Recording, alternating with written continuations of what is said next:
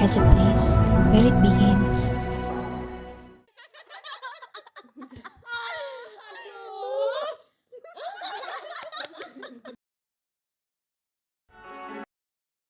Desa Sukonatar, Kecamatan Srono, Kabupaten Banyuwangi. Sebuah desa yang terdiri dari 3 dusun, dengan sebagian besar wilayahnya berpadu bersama hamparan lahan pertanian. Di sini, pertanian bukan sekedar mata pencaharian.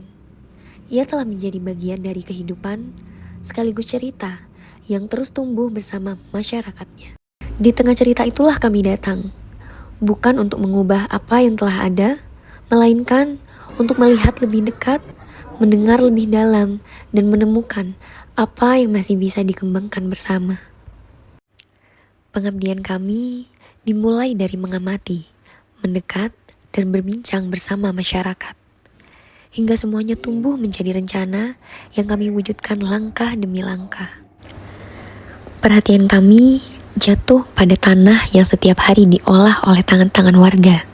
Sebab di balik setiap lahan yang ditanami, ada kehidupan yang dijalani dan harapan yang terus ditumbuhkan. Dari situlah lahir Pocasa, bukan sebagai jawaban yang sempurna, melainkan langkah kecil memanfaatkan yang terbuang menjadi pupuk organik cair untuk Sukonatar. Kami percaya hal kecil pun bisa membawa arti. Proses yang berjalan mulai dari persiapan, pembuatan, hingga sosialisasi kami lalui dengan satu harapan sederhana, agar apa yang terbuang bisa kembali berguna bagi tanah Sukonatar. Tanah yang sama menyimpan cerita lain, tentang air yang kadang tak tahu kemana harus meresap, dan tentang sisa sampah organik yang terus menumpuk tanpa sempat kembali memberi manfaat. Kami mencoba menjawabnya melalui biopori, menggali, memasang, dan memberi ruang bagi air untuk menemukan jalannya, sekaligus mengembalikan sisa sampah organik menjadi kompos bagi tanah. Bukan sebuah solusi besar, hanya langkah sederhana untuk membantu tanah kembali bernafas, dan apa yang semula terbuang kembali menjadi sesuatu yang berguna. Karena terkadang merawat lingkungan dimulai dari sesuatu yang tak terlihat dari permukaan. Hal yang tak kasat mata, namun menentukan arah kehidupan sehari-hari. Cara masyarakat mengelola apa yang mereka miliki. Kami hadir untuk mengajak melihat lebih jernih, mengenali mana pinjaman yang aman dan mana yang justru menjerumuskan. Karena sebuah pemberdayaan sesungguhnya bukan soal memberi jawaban, tetapi membuka ruang agar masyarakat bisa memilih dengan lebih paham. Sebab, dari sebuah obrolan sederhana, bisa lahir sebuah keputusan yang menyelamatkan seisi rumah. Ada satu hal yang sering luput dari perhatian, jadwal posyandu yang datang setiap bulan, namun mudah terlupa di tengah kesibukan. Dari situ, kami mencoba mendekat, lewat cara yang paling akrab, yaitu WhatsApp. Bukan aplikasi baru, sebuah sistem pengingat, dikirim tepat waktu agar tak ada lagi jadwal yang terlewat.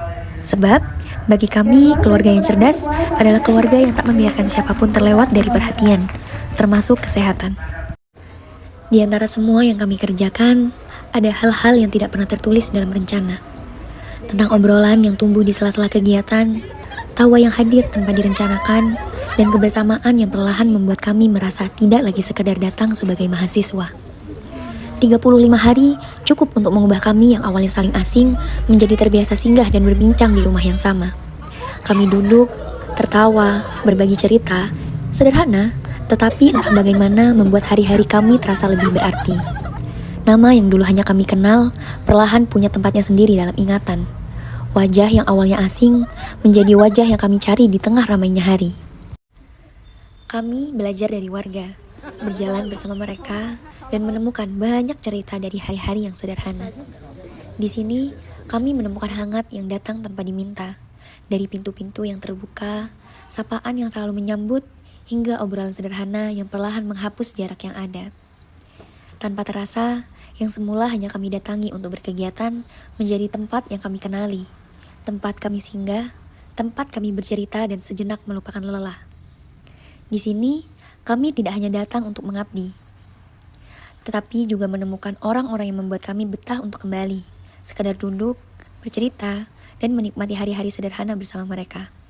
Dan mungkin begitulah cara sebuah tempat menetap di ingatan, bukan lewat apa yang megah, melainkan melewati siapa yang pernah membuatnya terasa seperti rumah. Kami sangat senang, kami sangat antusias, kami sangat menerima secara lapang dada, dan mudah-mudahan dengan kehadiran adik-adik betul-betul bisa merubah desa Sukonatar, minimal terkait dengan perilaku dan lain sebagainya, sehingga kehadiran adik-adik ini sangat bermanfaat bagi masyarakat desa Sukonatar pada umumnya. Jadi terkait dengan kerjasama anak-anak KKN dengan pemerintah desa Sukonatar, itu saya menilainya sudah cukup bagus, sangat bagus bahkan, karena mereka juga dalam hal hubungan sosialisasi sosial dengan kami itu cukup erat sekali, apalagi terkait dengan tugas-tugas itu mereka segera menyelesaikan dan semuanya selesai dengan baik. Kami terus terang merasa kehilangan. Kenapa?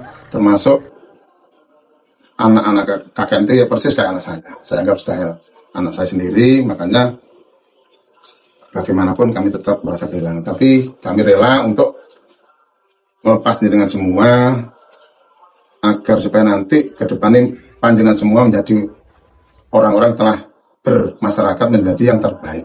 Alhamdulillah untuk anak-anak KKN UNED tahun ini sangat hebat, supel, loyal, ceria, dan semangat untuk anak-anak UNED untuk kedepannya, biar nanti desa Sukonatar kembali didatangi untuk UNED.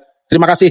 Ya, sangat membantu pada masyarakat, terutama kepada ibu-ibu dari Posyandu, karena beliau juga giat di dalam melaksanakan kegiatan yang ada di desa, seperti kerja bakti, seperti Posyandu. Anak-anak dari KKN itu siap membantu dan juga reaktif dalam melaksanakan tugas-tugas beliau. Menurut Ibu bagus. Terus bapak-bapak tadi juga bilang pinter-pinter mbak-mbaknya ini, mas-masnya bisa punya ide buat pupuk. Terus di tanaman itu juga bisa bagus, bisa hijau. Kayak pertumbuhannya tuh padahal baru berapa hari ya, maksudnya hijau. Terus daunnya itu ya kayak mulai mekar, maksudnya kayak mulai gemuk gitu loh.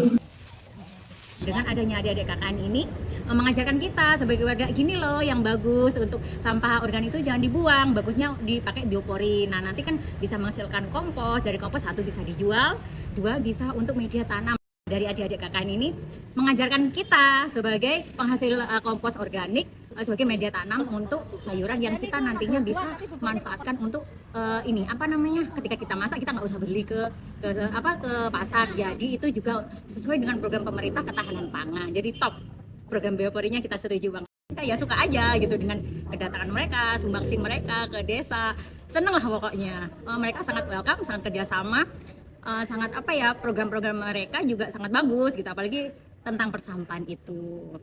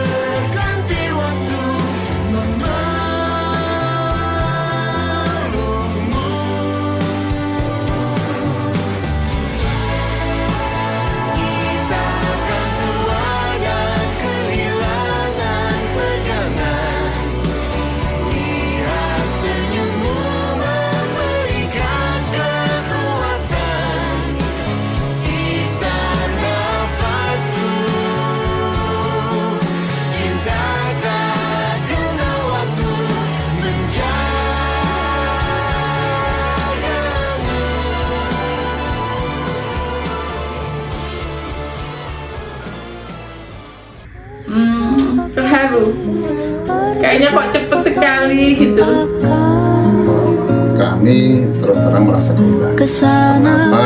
Termasuk anak-anak KKN itu ya persis kayak anak saya.